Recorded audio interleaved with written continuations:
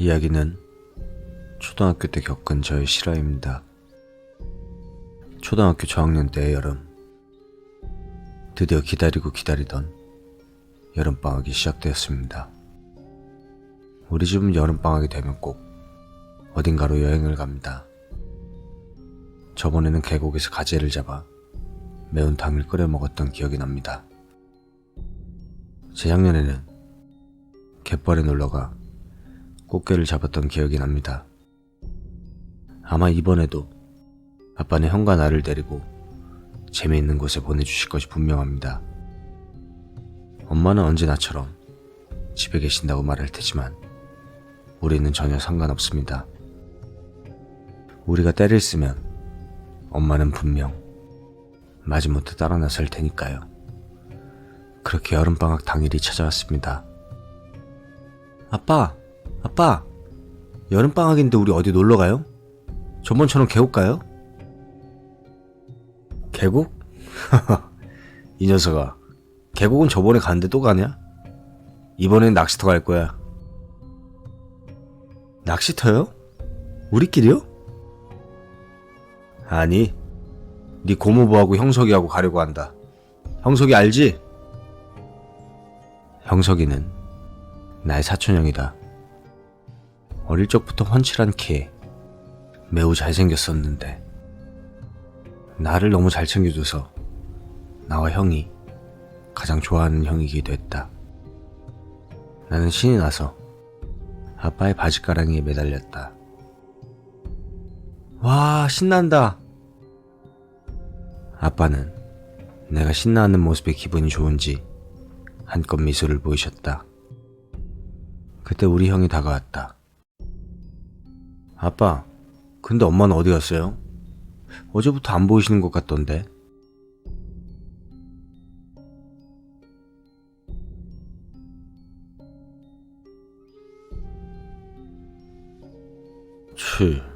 엄마도 가면 좋을 텐데. 형은 엄마가 가지 않은 곳에 상당히 불만이 있는 모양이다. 물론 나도 그랬다. 엄마도 같이 가면 재밌을 텐데. 근데 엄마는 원래 놀러 가는 것을 좋아하지 않는다. 아빠는 우릴 보고 말했다. 아이고, 이 녀석들아. 네 엄마도 쉬게 해줘야지. 니들 때문에 맨날 일찍 일어나고 밥하랴 빨래하랴 이것저것 살림에 필요한 일하고. 그리고 요즘 아빠가 챙겨주질 못해서 얼마나 미안한지 아니? 아빠는 그렇게 우리의 울적한 마음을 달래주셨다. 대신에 형석이 형 데려가잖냐. 니네 그럼 낚시터 말고 할머니네 갈래? 우리는 화들짝 놀랐다. 아니요. 할머니네 가는 것은 좋지만 문제는 심심했다. 할머니의 집이 대도시라 우리 집에 있는 것과 별반 다를 바가 없기 때문이다. 나는 물었다. 근데 아빠, 우리 언제 가요? 내일 갈 거야. 형석이도 이따 저녁 6시쯤 올 거다. 일단 자고 내일 일찍 출발할 거야. 형과 나는 형석이 형이 온다는 말에 팔쩍팔쩍 뛰며 좋아했다. 저녁 6시 형석이 형은 우리 집에 왔다.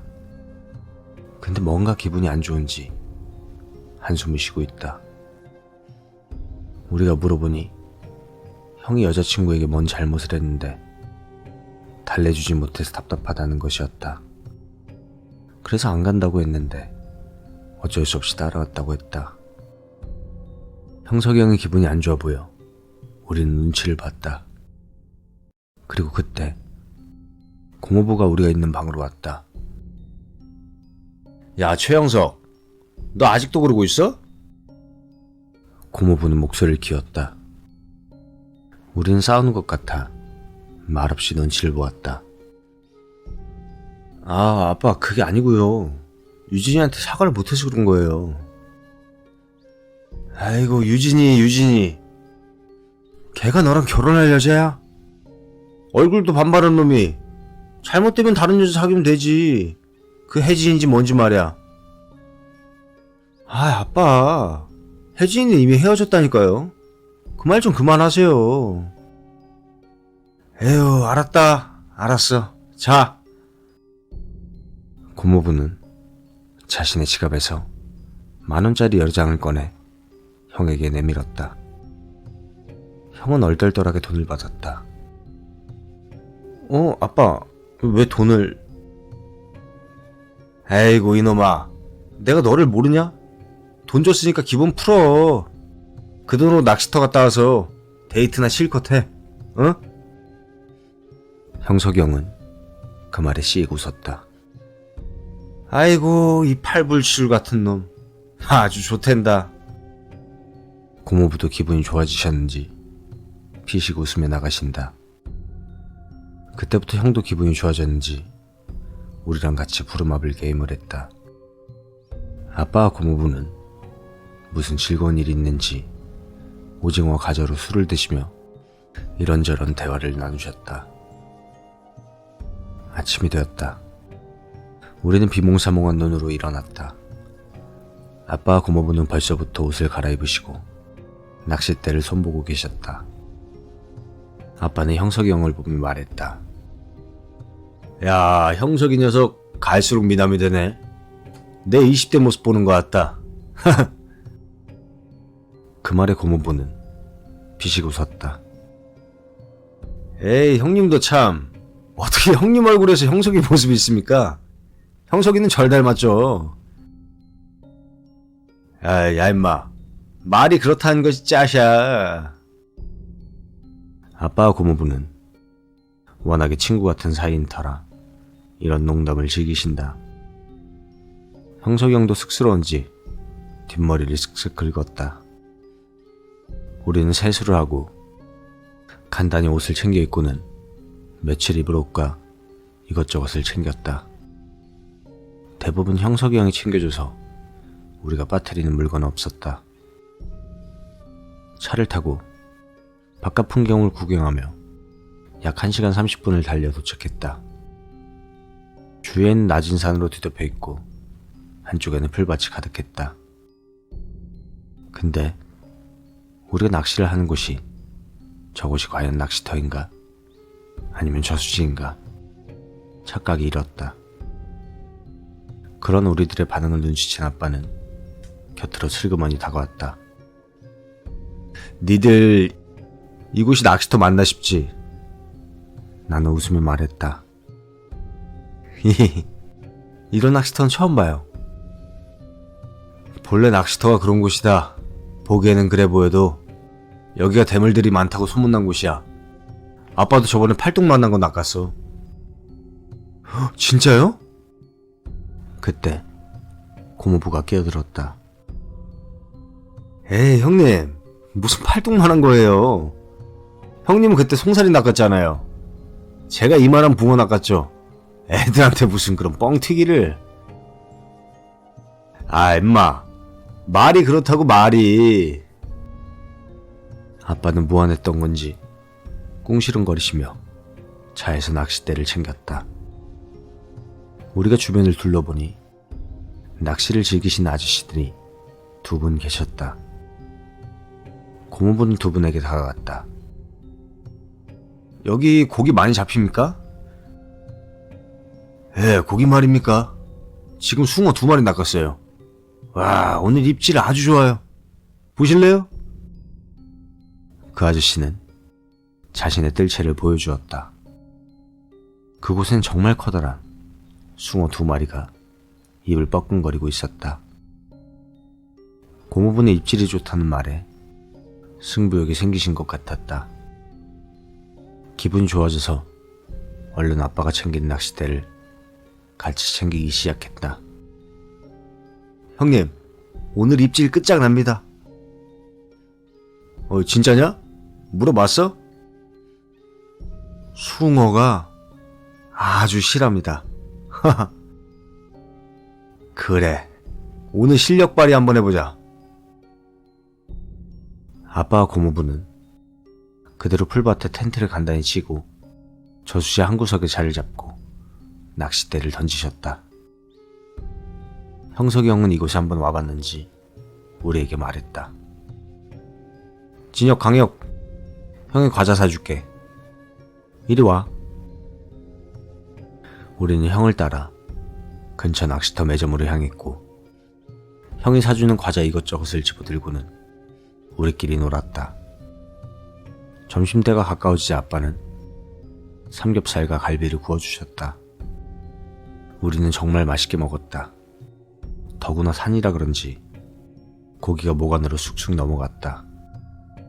산에는 피톤치드가 흐른다고 하질 않던가. 그 상쾌한 피톤치드는 몸 안에 활력을 불어넣어주고 우리의 입맛을 한껏 끌어올려 주었다. 그렇게 배가 빵빵하게 불러올 정도로 먹은 우리는 다시금 이곳저곳을 돌아다니며 놀았다. 그렇게 어느 정도 시간이 지났을까. 어느새 보름달이 뜨고 풀벌레 소리가 들리기 시작했다. 그런데 아까 점심 먹은 고기 때문인지 배가 살살 아파오기 시작했다. 아까 돌아다니면서 근처 간이 화장실을 본 기억이 났다. 혼자 가기 무서워 사촌형과 형을 찾았지만 어디 갔는지 보이질 않았다.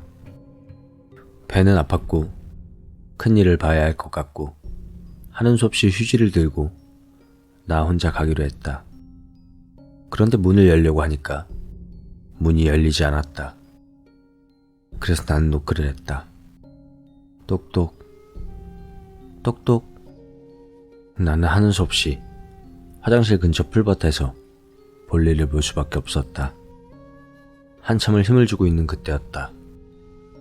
아까부터 우리 근처에서 낚시를 하고 계시던 한 분이 두루마리 휴지를 들고 간이 화장실로 향하는 것이 보였다.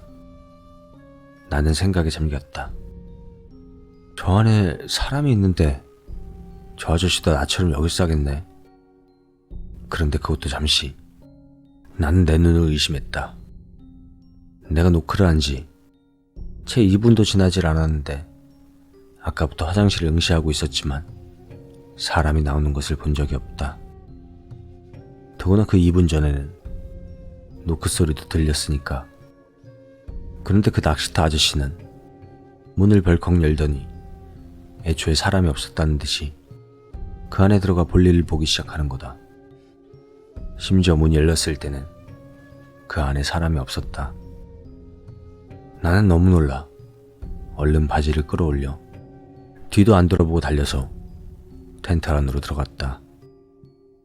그 안에는 우리 형과 사촌 형이 침낭을 머리까지 끌어올린 채 부들부들 떨고 있었다. 그리고 나는 그 일을 잊을 수가 없다. 그렇게 훤칠하고 듬직한 사촌 형이 손을 그렇게까지 부들부들 떠는 것을 봤다. 형은 누군가 텐트 안으로 들어오는 것을 느꼈는지 우리 형과 같이 나를 올려다봤다. 형은 나를 보자 안심했는지 나에게 무슨 일 없었냐고 그랬다. 나는 방금 전 그 일을 떠올리며 말했다. 그런데 형들은 더 충격적인 이야기를 시작했다. 야, 우린 더 이상한 거 봤어. 그렇게 형들은 이야기를 시작했다. 형들도 나와 마찬가지로 아까 먹은 고기 때문에 배가 살살 아팠다고 한다. 그래서 간이 화장실로 걸어가고 있었는데 아까 낚시를 하던 낚시터 아저씨가 막 그곳으로 달려가고 있었다는 거다. 형들은 그 아저씨가 막 달려가자 인상을 찌푸렸다. 아이씨, 우리가 먼저 가려고 했는데. 그런데 참 이상한 게 그 아저씨 어깨쯤에 웬 어린아이가 그 아저씨의 머리를 잡고 앉아 있었다는 것이다. 형은 뭔가 이상해서 그 자리에 서서 지켜보고 있었는데 그 아이가 서서히 고개를 돌려 형들을 보기 시작했다는 거다. 그 순간 형들은 사색이 된 채 부랴부랴 텐트로 뛰어왔다라는 거다. 그 아이의 얼굴에 있어야 할 눈과 코, 입이 하나도 없이 민둥산으로 되어 있었다는 거다. 얼굴에 아무것도 없었다는 그런 말이었다. 그 뒤로 나에게 이런저런 이야기를 하고 있는데 갑자기 아빠와 고모부가 헐레벌떡 뛰어오기 시작했다. 야, 너희들 빨리 차에 올라타라. 가자. 아빠와 고모부는 다급한 표정으로 우리에게 그리 말하는 것이었다.